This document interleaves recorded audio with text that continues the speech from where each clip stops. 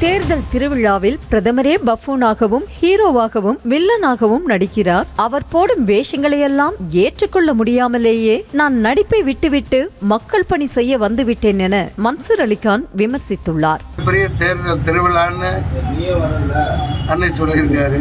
யாரு? பெரிய பிரதமர். நம் நாட்டின் பிரதமர் 10 வருஷமா நாட்டை ஆடுறவர். அவர் ஒழுங்காண்டா இங்கேயே வந்து கூட கும்பிடு போடணும், குனியணும். ஒரு திட்டங்கள் நாட்டை எல்லாத்தையும் சமமாக நடத்திருந்தா அந்த பிரச்சனை இல்லை.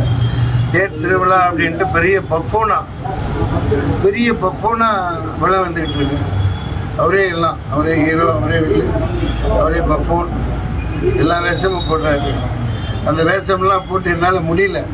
அவர் போடுற வேஷங்களை தாங்க முடியாமல் தான் சீப்பா ஆள் விடுங்கப்பா, நான் பேசாமல் ஏதாவது மக்கள் பணி செஞ்சு கிடக்கிறேன்னு நீங்கள் வந்துட்டேன். என் நடிப்பை கற்பனையே பண்ண முடியாது. அந்த அளவுக்கு நடிகர்களாக இருக்காங்க. அண்ணாமலையும் இருக்காரு, அவரோட குரு விஸ்வகுரு மோடி அவர்கள். செய்திகளை உடனுக்குடனும் துல்லியமாகவும் தெரிந்து கொள்ள சப்ஸ்கிரைப் பண்ணுங்க.